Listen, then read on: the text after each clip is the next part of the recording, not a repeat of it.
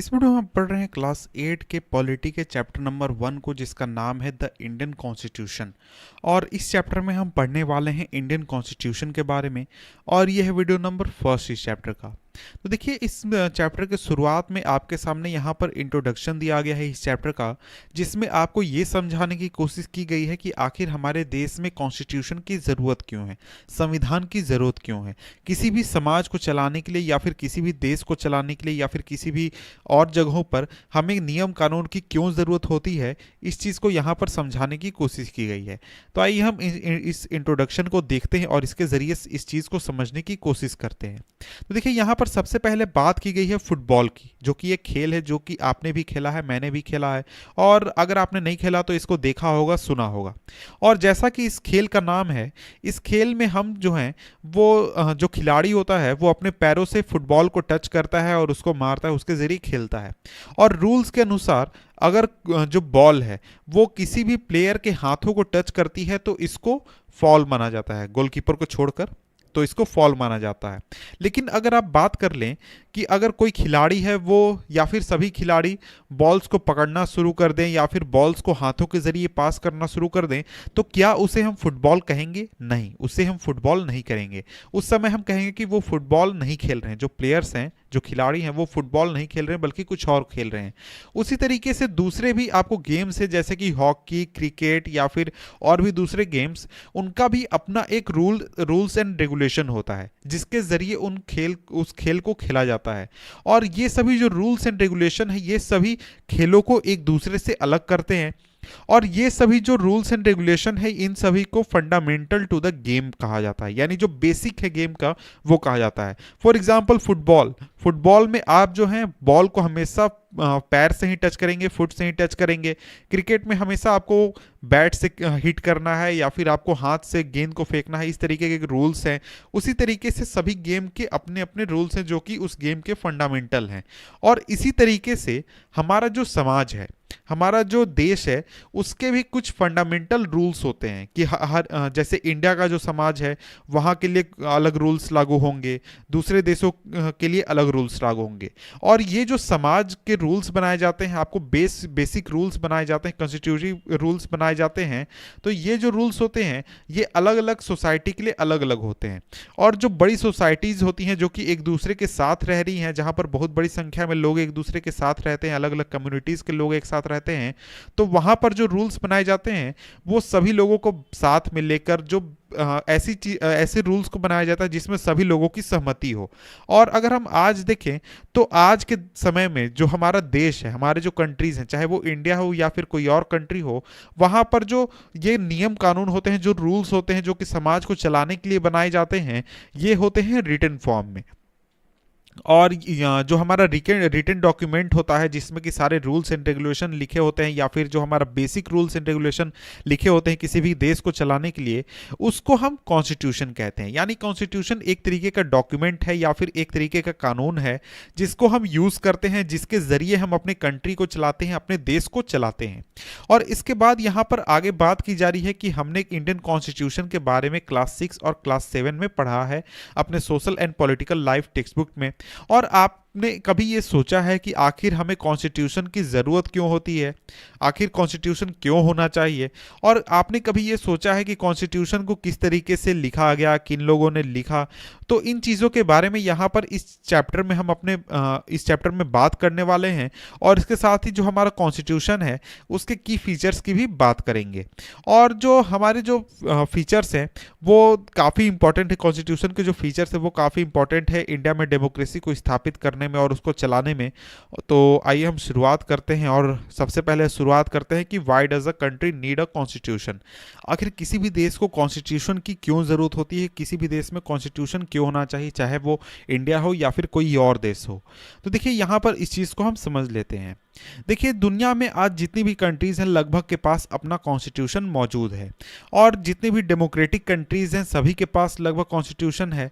लेकिन वैसी कंट्रीज़ जिनके पास कॉन्स्टिट्यूशन है, ये ज़रूरी नहीं है कि वो डेमोक्रेटिक हो। यानी डेमोक्रेटिक कंट्री के पास कॉन्स्टिट्यूशन होगा, ये लगभग ज़रूरी ही है।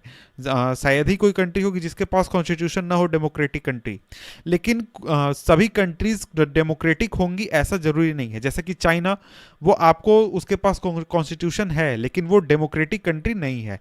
और देखिए कॉन्स्टिट्यूशन जो है वो कई सारी चीज़ों को करने में हमारे काफ़ी हेल्प करता है। जैसे सबसे पहला तो ये है कि कॉन्स्टिट्यूशन एक तरीके से ये हमें बताता है कि हमारा जो देश होगा उसका बेस क्या होगा, यानी वहाँ के जो लोग हैं, हमारे इंडिया के जो लोग हैं, वो किस तरीके के सोसाइटी में रहना पसंद करेंगे, किस तरीके से जीवन गुजारना पसंद करेंगे। और इसको अलग तरीके से हम समझे तो कॉन्स्टिट्यूशन हमें ये बताता है कि हमारा जो सोसाइटी है उसका फंडामेंटल नेचर क्या है, या फिर किस आधार पर, किस नियम कानून पर हमारे जो सोसाइटी है वो स्थापित हुआ है। और देखिए एक चीज़ हमें समझनी चाहिए कि कोई भी कंट्री जहाँ पर बहुत ही अलग अलग कम्युनिटीज़ के लोग एक साथ रहते हैं, जिनके बीच में कुछ बातों को लेकर एक राय बनती है लेकिन बहुत सारे बातों पर उनकी जो राय है वो अलग अलग हो जाती है, तो इस तरीके के जो सिचुएशन होते हैं यहाँ पर जो कॉन्स्टिट्यूशन है वो काफ़ी हमें हेल्प करता है, ताकि हम एक सेट ऑफ रूल्स स्थापित कर लें या फिर सेट ऑफ प्रिंसिपल स्थापित कर लें जिसके आधार पर सभी जो लोग हैं वो अपने जीवन को गुजारेंगे या फिर किसी भी देश को चलाया जाएगा। जैसे इंडिया में आप देखेंगे जो कॉन्स्टिट्यूशन है वो एक set of rules and principle है जिसके आधार पर पूरे देश को चलाया जा रहा है और जिसको देश के सभी लोग मान रहे हैं और सभी लोगों को मानना ही है। और ये जो कॉन्स्टिट्यूशन है ये सिर्फ ये नहीं बताता कि हमारे देश में गवर्नमेंट किस तरीके से बनेगी या फिर गवर्नमेंट किस तरीके से काम करेगा, और इसके अलावा ये भी बताता है कि हमारा जो देश है वो उसके कुछ आइडियल्स हैं जिसमें कि हमारा जो कंट्री है वो स्थापित होगा, या फिर कंट्री के जो कोर आइडियाज़ हैं या फिर जो बेसिक आइडियाज़ हैं वो हमारा कॉन्स्टिट्यूशन बताता है। तो देखिए यहाँ पर इमेजेस दी गई है, इसके बारे में नीचे हम यहाँ पर बात करते हैं। तो देखिए यहाँ पर कहा जा रहा है कि let us try and understand what we mean by this through two constructing situation in recent history of Nepal. यानी कि नेपाल के सिचुएशन को देखकर हम इस चीज़ को समझने की कोशिश करेंगे। तो नेपाल के दो सिचुएशन को हम देखेंगे। पहला तो वहाँ पर जब डेमोक्रेसी आ गई और दूसरा डेमोक्रेसी के आने से पहले। तो देखिए जो नेपाल है वो हमारे इंडिया का पड़ोसी है और वहाँ की बात हम यहाँ पर कर रहे हैं। और कुछ साल पहले तक जो नेपाल था वहाँ पर मोनार्की थी, और जो पिछला वहाँ पर कॉन्स्टिट्यूशन अपनाया गया था वो 1990 में अपनाया गया था। और यहाँ पर ये लिखा गया था इस कॉन्स्टिट्यूशन में कि जो फाइनल पावर है या फिर फाइनल अथॉरिटी है वो सरकार के पास है, यानी कि जो किंग है, मोनार्क, राजा, उसके पास है। और इसके अलावा लोग जो थे वो काफ़ी मूवमेंट चला रहे थे, काफ़ी विरोध प्रदर्शन कर रहे थे और काफ़ी मूवमेंट चला रहे थे ताकि जो डेमोक्रेसी है उसको स्थापित किया जा सके। और 2006 में उनको काफ़ी सक्सेस मिला और इसके बाद जो किंग है उसके पावर को एंड कर दिया गया। और आज के समय में जो लोग हैं वहाँ पर यानी नेपाल में वो कॉन्स्टिट्यूशन को लिख रहे हैं या फिर कॉन्स्टिट्यूशन को राइट कर रहे हैं। तो आज की ये यहाँ पर बात नहीं की जा रही है, ये किताब जो है वो काफ़ी ओल्ड है, इसलिए यहाँ पर ऐसा लिखा गया है कि वहाँ पर नेपाल में जो डेमोक्रेसी है उसको स्थापित करने के लिए वहाँ पर कॉन्स्टिट्यूशन को लिखा जा रहा है। और इसका रीज़न ये है कि जो वहाँ के लोग हैं वो ये नहीं चाहते कि जो पिछला कॉन्स्टिट्यूशन है उसके आधार पर देश को चलाया जाए, क्योंकि वो जो कॉन्स्टिट्यूशन था वो उनके आइडियल्स को नहीं दिखा रहा था या फिर उनके आइडियल्स को नहीं शो कर रहा था। जैसे कि वहाँ पर लिखा गया था कि जो पावर है वो फाइनल पावर वहाँ के मोनार्क के पास होगा, राजा के पास होगा। वहाँ के लोग इस चीज़ को रिमूव करना चाहते थे और इस चीज़ के विरोध में वहाँ के लोगों ने आंदोलन चलाया था, इसलिए कॉन्स्टिट्यूशन को वो वहाँ पर चेंज कर रहे थे। तो देखिए फुटबॉल में जैसा कि हमने एग्जांपल में देखा कि अगर हम फुटबॉल के किसी भी रूल को चेंज करते हैं तो उसकी वजह से जो पूरा गेम है वही चेंज हो जाता है। उसी तरीके से अगर हम नेपाल में देखें तो वहाँ पर जब मोनार्की से डेमोक्रेटिक गवर्नमेंट के रूप में ट्रांसफॉर्मेशन हुआ तो उसकी वजह से जो रूल्स एंड रेगुलेशन है सरकार का उन सभी को चेंज करने की ज़रूरत पड़ी, ताकि एक तरीके के नए सोसाइटी का निर्माण किया जा सके और नए फॉर्म ऑफ गवर्नमेंट को इस्टेब्लिश किया जा सके। और इसीलिए जो नेपाल के लोग हैं वो नया कॉन्स्टिट्यूशन लिख रहे हैं। और इसके साथ ही जो कैप्शन यहाँ की बात की जा रही है, यहाँ पर ये जो चीज़ें हैं ये इस पूरे प्रोसेस को एलेबोरेट कर रही है, या फिर जो स्ट्रगल है नेपाल का डेमोक्रेसी के लिए उसको एलेबोरेट यहाँ पर किया गया है। और इसके बाद आगे बढ़ते हैं तो देखिए जो सेकंड इंपॉर्टेंट पर्पस है कॉन्स्टिट्यूशन का वो ये है कि जो हमारा जो कंट्री है उसका पॉलिटिकल सिस्टम कैसा होगा, उसका नेचर क्या होगा, ये डिफाइन करता है हमारा कॉन्स्टिट्यूशन। फॉर एग्जांपल तो एग्जाम्पल में यहाँ पर नेपाल की ही बात की गई है कि देखिए पहले जो नेपाल था वहाँ का जो कॉन्स्टिट्यूशन था वो ये बताता था कि जो कंट्री है उसका जो राजा होगा यानी जो रूलर होगा वो किंग होगा और उसके काउंसिल ऑफ मिनिस्टर्स होंगे। और इसके बाद अगर हम वैसे कंट्रीज़ की बात करें जिन्होंने डेमोक्रेटिक फॉर्म ऑफ गवर्नमेंट को अपनाया है या फिर पॉलिटिक्स को अपनाया है, वहाँ पर जो कॉन्स्टिट्यूशन है वो एक क्रूशियल रोल अदा करता है ताकि ये डिफाइन किया जा सके कि जो सरकार है या फिर जो डिसीजन मेकिंग पूरा प्रोसेस है सोसाइटी में वो किस तरीके से होगा, यानी सरकार किस तरीके से काम करेगी, किसके पास पावर होगा, किसके पास नहीं होगा। इन सभी चीज़ों को जो कॉन्स्टिट्यूशन है वो प्रोवाइड करता है। और इसके बाद अगर हम बात करें किसी भी डेमोक्रेसी में जहाँ पर डेमोक्रेसी स्थापित है, हम अपने लीडर्स को चुनते हैं और ताकि वो हमारे बदले में जो हमारी पावर है उसको एक तरीके से शो कर सकें या फिर यूज़ कर सकें। लेकिन यहाँ पर हमेशा ये चांस होता है कि जो लीडर्स हम चुनते हैं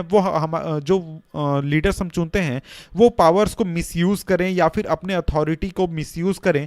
और इस कंडीशन में भी जो कॉन्स्टिट्यूशन है वो हमें काफ़ी हेल्प करता है, क्योंकि जो कॉन्स्टिट्यूशन है वो एक तरीके का सेफगार्ड प्रोवाइड करता है ताकि जो रूलर्स हैं या फिर जो लीडर्स हमारे द्वारा चुने गए हैं वो अपने अथॉरिटी को मिसयूज़ ना करें और मिसयूज़ करने से बचें या फिर उनको मिसयूज़ करने से हमारा जो कॉन्स्टिट्यूशन है वो रोकता है।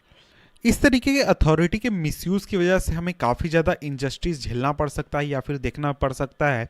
और नीचे यहाँ पर एक डेमोन्स्ट्रेशन दिया गया है, एक क्लासरूम के बारे में बताया गया है जिसके ज़रिए इस चीज़ को समझाने की कोशिश की गई है।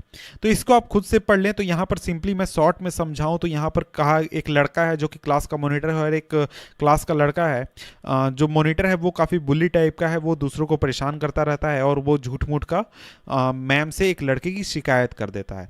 तो इस तरीके से हम समझ सकते हैं कि आपने भी अपने क्लास में इस तरीके के प्रॉब्लम्स कई बार देखे होंगे कि कई लड़के जो हैं वो झूठी शिकायत कर देते हैं। और कई बार ऐसा होता है कि मॉनिटर्स जो होते हैं जो क्लास को संभाल रहे हैं या फिर देख रहे हैं वो झूठी शिकायत कर देते हैं। तो वहाँ पर क्या हो रहा है, वहाँ पर अथॉरिटी का मिसयूज़ हो रहा है। तो इस तरीके से हम समझते हैं एग्जाम्पल के जरिए कि अथॉरिटी का मिसयूज़ कैसे हो सकता है। और देखिए इसके बाद अगर हम आगे बढ़ें तो यहाँ पर कहा जा रहा है कि in democratic societies the constitution often lays down rules that guard against this misuse of power by our political leaders. यानी डेमोक्रेटिक सोसाइटीज जो हैं वहां पर कॉन्स्टिट्यूशन जो है वो कई बार नियम कानून ऐसा रखता है ताकि जिसके जरिए जो मिसयूज है पावर का उसके जरिए लोगों को बचाया जा सके। यानी जो पॉलिटिकल लीडर्स हैं वो अपने पावर्स का मिसयूज ना करें, उसको रोकने के लिए भी कॉन्स्टिट्यूशन में नियम कानून लिखे होते हैं। और अगर हम इंडियन कॉन्स्टिट्यूशन की बात करें तो इंडियन कॉन्स्टिट्यूशन में फंडामेंटल राइट्स दिए गए हैं जो कि लोगों को बचाते हैं इस तरीके के पावर के मिसयूज से। और इसके बाद यहाँ पर आपने क्लास 7 में पढ़ा ही होगा एक दलित राइटर के बारे में, ओम प्रकाश वाल्मीकि के बारे में, जिसमें कि आपको उसके प्रॉब्लम्स के बारे में वहाँ पर बात की गई है कि किस तरीके का डिस्क्रिमिनेशन उसको झेलना पड़ा था क्योंकि वो दलित था।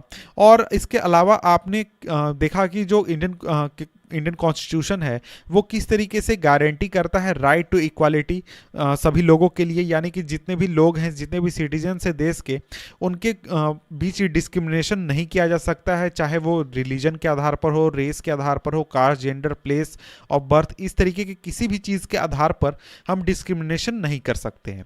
और जो राइट टू इक्वालिटी है वो एक फंडामेंटल राइट है जिसको गारंटी किया गया है हमारे इंडियन कॉन्स्टिट्यूशन द्वारा। और इसके जरिए लोगों के जो अधिकार हैं उनको बचाया जाता है या फिर रोका जाता है।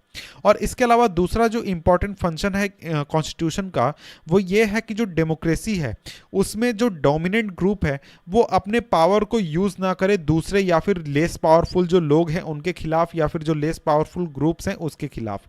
तो यहाँ पर एक स्टोरी बोर्ड दिया गया है जिसमें कि एक क्लासरूम के सिचुएशन के जरिए इस चीज़ को समझाने की कोशिश की गई है। तो यहाँ पर बॉयज़ हैं और गर्ल्स हैं, गर्ल्स की संख्या कम है, बॉयज़ की संख्या ज़्यादा है। और बॉयज़ जो हैं वो हमेशा अपनी मर्जी चलाने की कोशिश करते हैं और बॉयज़ की मर्जी है कि उनको क्रिकेट खेलना है, लेकिन जो गर्ल्स हैं वो बास्केटबॉल खेलना चाहती हैं। तो इस तरीके की सिचुएशन को डेमोक्रेसी के जरिए टीचर ने सॉल्व करने की कोशिश की कि जिसकी संख्या ज़्यादा वो उसकी बात को माना जाएगा। तो इस कंडीशन में बॉयज़ की बात को माना गया क्योंकि उनकी संख्या ज़्यादा थी। और यहाँ पर जो गर्ल्स थी वो परेशान हो गई कि उनकी बात को नहीं माना जा रहा है या फिर उनकी बात को कैसे माना जाए, इसके बारे में वो सोचने लगी कि ऐसा क्या रास्ता हो जिसके ज़रिए हमारी बात को भी सुना जाए। तो इसके बाद अब हम आगे देखते हैं। तो देखिए इस तरीके की जो अनहेल्दी सिचुएशन है वो हमारे डेमोक्रेटिक सोसाइटीज़ में भी आ सकते हैं, जहां पर जो मेजोरिटी है, जिनकी संख्या ज़्यादा है, वो हमेशा अपने डिसीजन को इन्फोर्स कर सकते हैं और उसके ज़रिए जो माइनॉरिटीज़ है उनको एक्सक्लूड कर दिया जाएगा या फिर उनकी बातों को नहीं सुना जाएगा या फिर उनके इंटरेस्ट के खिलाफ डिसीजंस को लिया जाएगा। और ऊपर हमने जैसा देखा, ऊपर स्टोरी बोर्ड में हमने जैसा देखा कि हर एक सोसाइटी जो है वहाँ पर इस तरीके की टायरनी की प्रॉब्लम आ सकती है कि जहां पर जो मेजोरिटी है वो माइनॉरिटी को दबाने की कोशिश करे या फिर उसकी बात को ना सुने, उसकी बात को वैल्यू ना दिया जाए।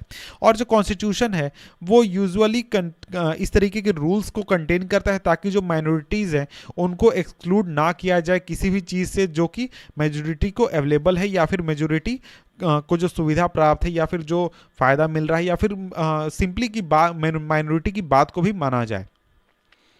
तो ये एक और रीज़न है जिसके वजह से हमें कॉन्स्टिट्यूशन की ज़रूरत है, ताकि जो इस तरीके की टायरेनी है या फिर डोमिनेशन है मेजोरिटी का माइनॉरिटी के ऊपर, इसको रोका जा सके या फिर ऐसा होने से बचाया जा सके।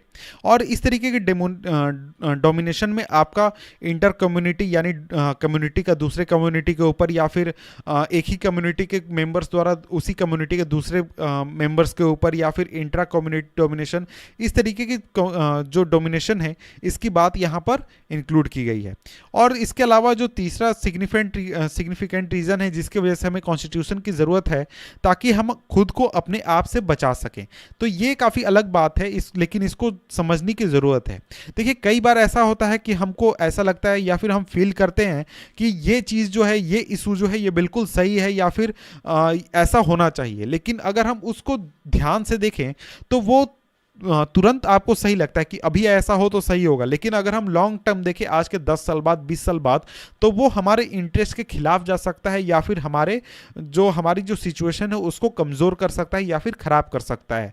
तो इसलिए जो कॉन्स्टिट्यूशन है वो हमें इस तरीके के सिचुएशन से भी बचाने के लिए भी कॉन्स्टिट्यूशन में प्रावधान यहाँ पर दिया गया है। तो यहाँ पर एक कहानी बताई गई है जिसके जरिए इस चीज़ को समझाने की कोशिश की गई है कि एक लड़की है जो कि टीवी देखना चाहती है लेकिन उसको पढ़ना है क्योंकि उसको कुछ होमवर्क करना है, कुछ क्वेश्चन सॉल्व करने हैं, लेकिन वो डायलेमा में है या फिर वो काफ़ी परेशानी में है कि वो टीवी देखे या फिर वो अपने किताब को पढ़े, क्वेश्चंस को सॉल्व करे।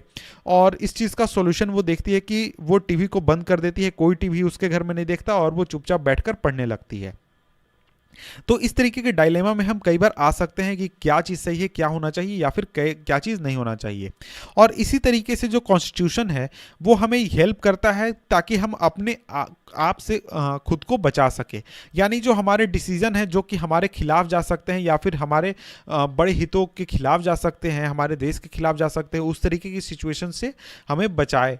फॉर एग्जाम्पल ये पॉसिबल हो सकता है कि बहुत सारे लोग जो डेमोक्रेसी में रह रहे हैं उनको ये स्ट्रांग फील आ जाए कि जो पार्टी पॉलिटिक्स है वो काफ़ी ख़राब चीज़ है या फिर वो अच्छी तरीके से काम नहीं कर रही है, और इसकी वजह से अब हमें स्ट्रांग डिक्टेटर की ज़रूरत है, तानाशाह की ज़रूरत है, तो कि जो कि इन चीज़ों को सुधार सके। और इस इमोशन में बहकर जो लोग हैं वो दूरगामी बातों को ना सोचे कि आज के 10 साल बाद क्या होगा, 20 साल बाद क्या होगा, इन चीज़ों को ना सोचें और वो जाकर किसी तानाशाह को गद्दी पर बैठा दे और डिक्टेटोरियल रूल को स्थापित कर दें। लेकिन ये जो डिक्टेटोरियल रूल है यानी तानाशाही है, ये लोगों के खिलाफ जा सकती है कुछ समय बाद, जब उनके जो अधिकार हैं, जो उनके जो इच्छा है उनको कुचला जाएगा, उनकी बातों को नहीं सुना जाएगा, और जो राइट्स ऑफ सिटीजन्स हैं या फिर जो उनके फ्रीडम है लोगों के, उसको जब खत्म किया जाएगा या फिर खत्म करने की कोशिश की जाएगी, तो उस समय ये चीज़ जो है लोगों के खिलाफ जा सकता है। तो ऊपर के सभी डिस्कशन के जरिए आपने ये समझा कि जो कॉन्स्टिट्यूशन है वो काफ़ी इंपॉर्टेंट रोल अदा करता है डेमोक्रेटिक सोसाइटी में और इसकी हमें काफ़ी ज़्यादा ज़रूरत है। लेकिन इसके बाद यहाँ पर आगे बढ़ें तो आगे आ जाता है हमारा इंडियन कॉन्स्टिट्यूशन के की फीचर्स। तो आइए अब शुरुआत करते हैं इस चैप्टर का अगला टॉपिक जो कि है द इंडियन कॉन्स्टिट्यूशन। तो देखिए पिछले वीडियो में हमने पढ़ा था कि हमें कॉन्स्टिट्यूशन की क्यों ज़रूरत है, आखिर हमारे देश में कॉन्स्टिट्यूशन क्यों होना चाहिए, और इस वीडियो में हम पढ़ने वाले हैं इस टॉपिक को द इंडियन कॉन्स्टिट्यूशन की फीचर्स, और हम देखेंगे इंडियन कॉन्स्टिट्यूशन के कुछ खास फीचर्स के बारे में। तो फीचर्स को पढ़ने से पहले हम एक तरीके का इंट्रोडक्शन देख लेते हैं फीचर से रिलेटेड। तो देखिए यहाँ पर आपसे बताया जा रहा है कि 20th सेंचुरी की जब शुरुआत हुई उस समय में जो इंडियन नेशनल मूवमेंट चल रहा था वो काफ़ी एक्टिव था और इंडिपेंडेंस के लिए काफ़ी ज़्यादा स्ट्रगल किया जा रहा था। और ये स्ट्रगल आपको उस समय शुरू नहीं हुआ था बल्कि उसके पहले काफ़ी सालों से चल रहा था। और जितना समय लोगों ने यानी कि आज़ादी की लड़ाई में जो लोग इन्वॉल्व थे, जो कि अंग्रेज़ों का विरोध कर रहे थे, उसके साथ साथ वो इस बात के ऊपर भी ध्यान दे रहे थे और सोच रहे थे और प्लान कर रहे थे कि जब इंडिया आज़ाद हो जाएगा, भारत जब आज़ाद हो जाएगा, उसके बाद इंडिया कैसा होना चाहिए, उसका समाज कैसा होना चाहिए, वहाँ पर किस किस तरीके के रूल लगने चाहिए।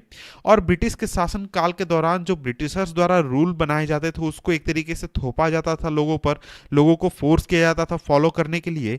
लेकिन इस तरीके के रूल को देखकर कि जो ब्रिटिश किस तरीके से रूल करते हैं उसको देखकर जो इंडियंस थे जो कि आज़ादी के खिलाफ आज़ादी के लिए लड़ रहे थे और ब्रिटिशर्स के खिलाफ लड़ रहे थे, उनके जहन में ये बात आई कि हमारा जो देश जब आज़ाद हो जाए तो उसके बाद क्या क्या चीज़ें हमारे देश में होनी चाहिए। सभी लोगों को बराबर अधिकार मिलना चाहिए, लोगों के पास कुछ सुरक्षा की भावना होनी चाहिए, इस तरीके की बहुत सारी चीज़ें उन्होंने सोची।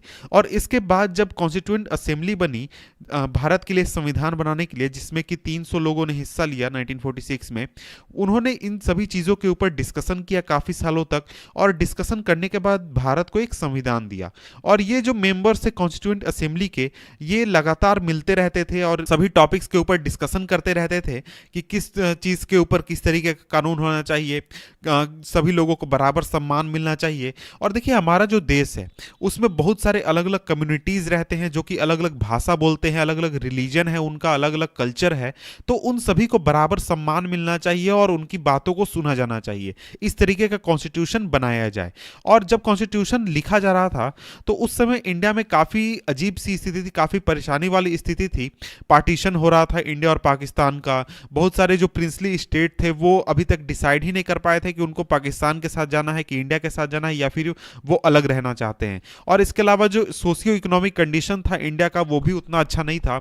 और इन सभी इश्यूज को देखते हुए जो कॉन्स्टिट्यूएंट असेंबली के मेंबर्स थे, इन सभी बातों को ध्यान में रखकर कॉन्स्टिट्यूशन का निर्माण किया।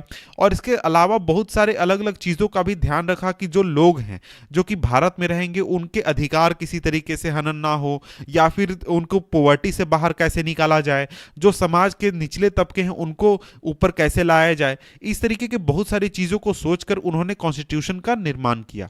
तो इसके बाद आइए अब हम देखते हैं कि जो हमारा कॉन्स्टिट्यूशन है उसके कौन कौन से की फीचर्स हैं जो कि इस किताब में यहाँ पर बताए गए हैं। तो सबसे पहले यहाँ पर बात की गई है फेडरलिज्म की। तो देखिए फेडरलिज्म जो है वो कॉन्स्टिट्यूशन का एक बहुत ही इंपॉर्टेंट फीचर है, बहुत ही एक ज़रूरी फीचर है। तो फेडरलिज्म होता क्या है? तो देखिए फेडरलिज्म का सिंपल मतलब ये होता है कि एक ही जनता के ऊपर, एक ही देश के ऊपर एक से ज़्यादा सरकारें शासन करें। जैसे कि पूरे इंडिया के लिए आपको सेंट्रल गवर्नमेंट है और आपको जो स्टेट्स हैं, स्टेट के लिए आपको स्टेट गवर्नमेंट है, और इसके नीचे लेवल पर भी आप जाते हैं तो आपके जो विलेज हैं, विलेज के लिए आपको पंचायत गवर्नमेंट होती है या फिर पंचायत बैठते हैं, मुखिया बनते हैं। इस तरीके कि आपको लोकल लेवल पर गवर्नमेंट मिल जाते हैं और शहरों में आपको नगर पालिका, नगर निगम देखने को मिल जाता है। तो फेडरलिज्म का सिंपल मतलब ये होता है कि लोग वही रहेंगे लेकिन उनके ऊपर शासन करने वाले एक सरकार नहीं होगी बल्कि कई सरकारें होंगी। यानी कि जो देश से रिलेटेड मुद्दे हैं उनको सेंट्रल गवर्नमेंट देखेगी। जो राज्य के स्तर पर मुद्दे हैं यानी कि एक खास इलाके को ध्यान में रखकर जो चीज काम करने चाहिए उन मुद्दों को स्टेट गवर्नमेंट देखेगी। और अगर किसी गांव में कोई काम करना है या फिर शहर में कोई काम करना है तो उस लेवल के मुद्दों को जो विलेज गवर्नमेंट है या फिर जो शहर की गवर्नमेंट है वो देखेगी। तो इस तरीके से जो पावर है उसको अलग अलग स्तर पर डिवाइड कर दिया जाता है फेडरलिज्म में, और जैसा जरूरत होता है उसके अनुसार अलग अलग गवर्नमेंट को ताकत दिया जाता है। और अगर हम इंडिया को देखें तो इंडिया में देखिए बहुत सारे अलग अलग कम्युनिटीज रहते हैं, अलग अलग भाषा बोलते हैं, अलग अलग चीजें होती हैं। तो अगर सेंट्रल गवर्नमेंट केवल रूल करती है तो वो न्यू दिल्ली में बैठकर सभी के लिए नियम कानून नहीं बना सकती और सभी लोगों को खुश नहीं रख सकती है। तो वैसे मुद्दे जो कि आपको रीजनल हैं, कुछ एक खास इलाके से रिलेटेड हैं, वैसे मुद्दों को स्टेट गवर्नमेंट को दे दिया गया है कि आप इसको हैंडल कीजिए। और कुछ खास मुद्दे जो कि आपको गांव से रिलेटेड हैं, जैसे कि पानी प्रोवाइड करना या फिर नाली बनाना, इस तरीके के मुद्दे आपको दे दिए गए हैं, आपको जो विलेज लेवल पर है या फिर जो आपको सिटी लेवल पर है उस लेवल पर। तो इस तरीके से पावर का जो डिस्ट्रीब्यूशन किया गया है वो अलग अलग लेवल पर कर दिया गया है। इसके बाद दूसरा फीचर है पार्लियामेंट्री फॉर्म ऑफ गवर्नमेंट, यानी जो इंडिया में जो फॉर्म ऑफ गवर्नमेंट है वो पार्लियामेंट्री फॉर्म ऑफ गवर्नमेंट है। गवर्नमेंट के जो अलग अलग टायर्स हैं, टायर्स कहने का मतलब कि अलग अलग लेवल पर जो गवर्नमेंट है, जैसे सेंट्रल गवर्नमेंट एक गवर्नमेंट है, फिर स्टेट गवर्नमेंट है, और उसके बाद फिर आपका विलेज या फिर शहर लेवल पर गवर्नमेंट है। तो इन गवर्नमेंट्स को चलाने वाले जो लोग होते हैं वो रिप्रेजेंटेटिव होते हैं, जो कि जनता द्वारा चुने जाते हैं, और इनके द्वारा ही जो शासन है वो उस खास लेवल पर चलाया जाता है। और जो कॉन्स्टिट्यूशन है इंडिया का, वो ये गारंटी करता है कि जो जितने भी एडल्ट लोग हैं जिनकी एज 18 से ऊपर हो चुकी है, चाहे वो महिला हो, पुरुष हो, या फिर किसी भी तरीके की स्थिति में वो वोट कर सकता है और अपने लीडर को चुन सकता है। और जब वो कॉन्स्टिट्यूशन को बना रहे थे, यानी कॉन्स्टिट्यूशन बनाने वाले जब कॉन्स्टिट्यूशन को बना रहे थे, उन्हें ये फील हुआ कि जो फ्रीडम स्ट्रगल है उसके बाद, यानी जो फ्रीडम स्ट्रगल है उसके बाद जो यूनिवर्सल एडल्ट सफरेज है, यूनिवर्सल एडल्ट फ्रेंचाइज है, ये प्रोवाइड करना चाहिए सभी लोगों को। और इसकी वजह से जो डेमोक्रेटिक माइंडसेट है वो आपको एक लोगों के बीच जाएगा, और लोग जो अभी तक ट्रेडिशनल कास्ट सिस्टम या फिर क्लास, जेंडर हायरार्की, इस तरीके की चीज़ों में फंसे हुए हैं, उससे बाहर निकलेंगे और लोग एक दूसरे के साथ मिलजुल कर रहेंगे। तो इसलिए ये चीज़ काफ़ी ज़्यादा इंपॉर्टेंट है। और ये भी, इसका मतलब ये भी होता है कि जो लोग हैं इंडिया के, उनका जो उनके रिप्रेजेंटेटिव को चुनने का प्रोसेस है उसमें एक डायरेक्ट रोल होगा, और उसमें वो डायरेक्ट पार्टिसिपेशन कर सकेंगे। और इसके अलावा जो हर एक सिटीजन है कंट्री का, और चाहे वो किसी भी सोशल बैकग्राउंड से बिलोंग करे, वो चुनाव लड़ सकता है, किसी भी तरीके का एजुकेशन लेवल हो उसका, वो चुनाव लड़ सकता है। और ये जो रिप्रेजेंटेटिव होंगे ये सीधे जनता के प्रति जवाबदेह होंगे। और इसके बारे में आपको ज़्यादा आगे पढ़ना है, यूनिट 2 में पढ़ना है। यहाँ पर इसका एक तरीके से डिस्क्रिप्शन दिया गया है कि जो ये हमारा पार्लियामेंट्री फॉर्म ऑफ गवर्नमेंट है, इसमें ये जो लीडर्स होते हैं ये डायरेक्टली जनता के प्रति जवाबदेह होते हैं। इसके बाद हमारा तीसरा जो फीचर है वो है सेपरेशन ऑफ पावर, यानी जो पावर है उसको सेपरेट कर दिया गया है। और कॉन्स्टिट्यूशन के अनुसार जो स्टेट है, स्टेट कहने का मतलब यहाँ पर राज्य की नहीं बात की जा रही है, स्टेट कहने का मतलब जो हमारा देश है, कंट्री, यानी जो पूरा गवर्नमेंट फंक्शनिंग का जो पूरा स्ट्रक्चर है उसकी बात यहाँ पर की जा रही है। कि जो स्टेट है यानी जो हमारा देश है उसमें जो पावर है उसको 3 ऑर्गन्स में डिवाइड कर दिया गया है। पहला तो लेजिस्लेचर हो गया, दूसरा एग्जीक्यूटिव हो गया, और तीसरा जुडिशरी हो गया। तो इन तीनों के बीच में पावर को डिस्ट्रीब्यूट कर दिया गया है। लेजिस्लेचर का मतलब हो गया कि जो आपके इलेक्टेड रिप्रेजेंटेटिव हो गए, एमपी हो गए, एमएलए हो गए, इन सभी की बात की जा रही है। एग्जीक्यूटिव हो गया जो आपका ब्यूरोक्रेसी होता है, जिसमें आईएएस, आईपीएस इस तरीके के लोग आ जाते हैं। और इसके अलावा तीसरा जो होता है वो जुडिशरी, उसमें आपका जो कोर्ट सिस्टम है, यानी कि जज हो गए, आपको हाई कोर्ट हो गया, सुप्रीम कोर्ट हो गया, ये सभी हो जाते हैं। जब कॉन्स्टिट्यूशन का निर्माण हो रहा था उस समय कॉन्स्टिट्यूशन बनाने वाले लोगों के दिमाग में ये बात थी कि कोई भी जो ऑर्गन है गवर्नमेंट का, चाहे वो जुडिशरी हो, एग्जीक्यूटिव हो या फिर लेजिस्लेचर हो, वो अपने पावर को जरूरत से ज्यादा एक्सरसाइज कर सकता है या फिर दूसरे पर हावी होने की कोशिश कर सकता है। तो इस तरीके की सिचुएशन से बचने के लिए भी जो उस समय के कॉन्स्टिट्यूशन बनाने वाले लोग थे उन्होंने बहुत सारे प्रावधान किए हैं और बहुत सारी चीजों को किया था, ताकि जो बैलेंस है पावर का सभी तीनों के बीच में बना रहे। यानी जो लेजिस्लेचर है वो एग्जीक्यूटिव और जुडिशरी पर हावी ना हो, एग्जीक्यूटिव आपको लेजिस्लेचर और जुडिशरी पर हावी ना हो, और जुडिशरी आपको एग्जीक्यूटिव और लेजिस्लेचर पर हावी ना हो। तो इस चीज को काफी ज्यादा ध्यान में रखा गया था। इसके बाद आगे बढ़ते हैं। इसके बाद देखिए यहां पर अगले फीचर की बात की गई है और वो है फंडामेंटल राइट्स। तो देखिए फंडामेंटल राइट्स जो है वो बहुत ही ज़्यादा इंपॉर्टेंट है इंडियन कॉन्स्टिट्यूशन के लिए। और ये फंडामेंटल राइट्स ही हैं जो कि हमारे देश में किसी भी नागरिक को पावर प्रोवाइड करते हैं कि उनके अधिकारों का हनन जो सरकार है या फिर जुडिशरी है या फिर कोई भी सरकार का जो अंग है वो नहीं कर सकता है। और जो सेक्शन है फंडामेंटल राइट्स का, उसको जो भारतीय संविधान है या फिर इंडियन कॉन्स्टिट्यूशन है उसका कंसाइज कहा जाता है। और देखिए जो कॉलोनियल रूल था इंडिया के ऊपर, उसके बाद यानी कि कॉलोनियल रूल को देखने के बाद जो लोग थे या फिर जो संविधान बना रहे थे या फिर जो आम जनता थी, उनके बीच में एक तरीके का सस्पिशन आ गया था सरकार के प्रति या फिर जो गवर्नमेंट है उसके प्रति, कि देखिए जो सरकार है वो कभी भी लोगों के अधिकारों का हनन कर सकती है। इसलिए कुछ ऐसा प्रावधान करना चाहिए ताकि जो सरकार है, जो जो भी पावर में हो, चाहे वो जुडिशरी हो, एग्जीक्यूटिव हो, कोई भी हो, वो लोगों के अधिकारों का हनन ना करे या फिर उनको एक जरूरी दर्जा प्रोवाइड करे या फिर जरूरी रिस्पेक्ट प्रोवाइड करे जो कि उनको मिलना चाहिए। और इसकी वजह से जो फंडामेंटल राइट्स है वो काफ़ी ज़्यादा इंपॉर्टेंट होता है, क्योंकि ये आपके अधिकारों को बचाने का काम करता है। और ये जो फंडामेंटल राइट्स हैं ये आपको किसी भी तरीके के ज़रूरत से ज़्यादा पावर का यूज़ है या फिर एक्सेसिव पावर का यूज़ है या फिर आपके अधिकारों को हनन करने का कोशिश है, उससे आपको बचाता है। और इसके इस चीज़ के ज़रिए यानी फंडामेंटल राइट्स के ज़रिए जो कॉन्स्टिट्यूशन है वो सभी लोगों को, भारत में रहने वाले सभी लोगों को राइट प्रोवाइड करता है, एक तरीके की गारंटी प्रोवाइड करता है कि जो सरकार है वो उनके अधिकारों का हनन नहीं करेगी या फिर उनको किसी भी तरीके से परेशान नहीं करेगी। और इसके अलावा बहुत सारे अलग अलग जो माइनॉरिटी कम्युनिटीज़ हैं उन्होंने भी एक तरीके का नीड एक्सप्रेस किया था कि इस तरीके के राइट्स की ज़रूरत है ताकि उनके ग्रुप को बचाया जा सके, उनके जो अधिकार है उनको उसको भी बचाया जा सके। और इसके साथ ही जो कॉन्स्टिट्यूशन है वो ये भी गारंटी करती है कि जो माइनॉरिटी है उसको सेफगार्ड किया जाए या फिर उसको बचाया जाए मेजोरिटी के अगेंस्ट में या फिर मेजोरिटी के खिलाफ। तो देखिए जो डॉक्टर अंबेडकर थे उन्होंने कहा था कि जो फंडामेंटल राइट्स हैं वो दो चीज़ें दो काम करती है। पहला तो ये है कि सभी जो सिटीजन है उसके पास ये अधिकार होना चाहिए कि वो अपने जो राइट्स हैं उसको क्लेम कर सके, उसको वो मांग सके या फिर उसको वो मिले। और इसके अलावा दूसरा ये है कि इन राइट्स को, ये जो राइट्स है फंडामेंटल राइट्स, ये सरकार के सभी जो अंग है उन पर लागू हो, सभी अथॉरिटी पर लागू हो। और इसके अलावा जितने भी लॉज बनाने के जो प्रोसीजर्स हैं उनके ऊपर, सभी चीज़ के ऊपर इसकी बाइंडिंग हो, कोई भी इसको किसी भी तरीके से वायलेट ना कर सके। और फंडामेंटल राइट्स के अलावा जो कॉन्स्टिट्यूशन है उसमें directive principle of state policy भी दिया गया है। ये एक तरीके का सरकार के लिए है, ये directive principle of state policy, कि जो सरकार है वो सोशल और इकोनॉमिक रिफॉर्म को इंश्योर करे ताकि जो सोसाइटी है वो आगे बढ़ सके और इसके साथ ही जो देश है उसका डेवलपमेंट हो सके।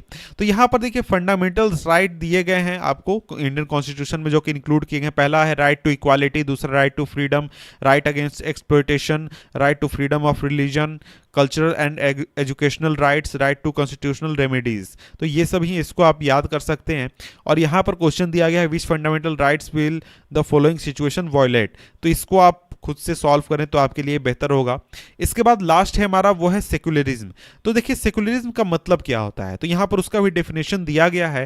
तो यहाँ पर डेफिनेशन दिया गया है कि a secular state is one in which the state does not officially promote any one religion as the state religion। तो देखिए इंडियन गवर्नमेंट जो है या फिर जो इंडिया है वो किसी भी एक रिलीजन को ऑफिशियल रिलीजन नहीं कहता है या फिर कह नहीं सकता है, संविधान में उसका बात नहीं किया गया। जैसे कि आप पाकिस्तान का बात करेंगे तो वहां पर कहा जाता है कि पाकिस्तान जो है वो इस्लामिक स्टेट है, इसका मतलब कि वहां का जो गवर्नमेंट है उसका ऑफिशियल रिलीजन है इस्लाम। लेकिन इंडिया में ऐसा कुछ नहीं है। इंडिया में जो सरकार है वो किसी एक रिलीजन को प्रमोट नहीं कर सकती है, सभी रिलीजन को उसको बराबर का अधिकार देना होगा या फिर बराबर का वैल्यू देना होगा।